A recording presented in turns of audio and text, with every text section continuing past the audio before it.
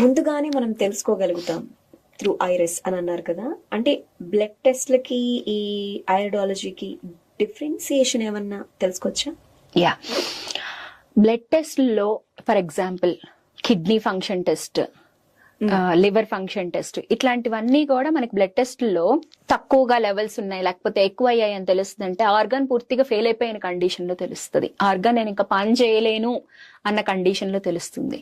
But iris analysis మనకి చాలా ముందుగా ఇవి ఎఫెక్ట్ రాబోతున్నాయి, ఇవి దే ఆర్ వర్కింగ్ అండర్ పార్ అనే విషయాన్ని మనకి చాలా ముందుగా సైన్స్ అండ్ సిగ్నల్స్ సిమ్టమ్స్ రూపంలో ఇస్తూ ఉంటాయి. వాటిని ఇంటర్ప్రిట్ చేసుకోవాలి. ఐరిస్ అనాలిసిస్ వీటన్నిటితోటి కూడా ఏంటంటే కోరిలేట్ చేస్తాం.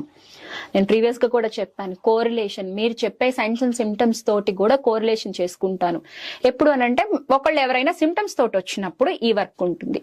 అలా కాకుండా ఎవరికి ఏ ప్రాబ్లం లేదు, నాకు ప్రాబ్లం రావద్దు, నేను ముందుగానే జాగ్రత్త తీసుకోవాలనుకుంటున్నప్పుడు మీ దగ్గర నుంచి సైన్స్ అండ్ సిమ్టమ్స్ ఏమీ ఉండవు. అలాగా ఉన్నప్పుడు నేనేంటనంటే నేను ఫిజికల్ గా చూస్తాను, మీతోటి కొంచెం సేపు మీ ఫ్యామిలీ హిస్టరీ గురించి వీటి గురించి మాట్లాడుతూ ఐరిస్ అనాలిసిస్ చేసినప్పుడు మీ గురించి ఫ్యూచర్ లో వచ్చే ప్రాబ్లమ్స్ ని చాలా బాగా డీటెయిల్డ్ గా ఇవ్వడానికి అవకాశం ఉంటుంది. ఐరిస్ అనాలిసిస్ ఎప్పుడు కూడా, ఇప్పుడు రోడ్డు మీద మనం వెళ్తూ ఉంటాం, ముందు ఏదో రిపేర్ ఉంటుంది, ముందు ఒక బోర్డు పెడతారు, కాషన్, మీరు అక్కడికి వెళ్ళేటప్పుడు జాగ్రత్తగా వెళ్ళండి అని. ఐరిస్ అనాలిసిస్ కూడా అలాగే ఒక కాషన్ ఇస్తుంది, జాగ్రత్తగా ఉండండి, జాగ్రత్తగా వెళ్ళండి, ఇలా వెళ్తే మీరు సేఫ్ గా ఉంటారు అని. సో ఆ విధంగా ఐరిస్ అనాలిసిస్ చాలా ముందుగా హెల్ప్ చేస్తుంది మనకి.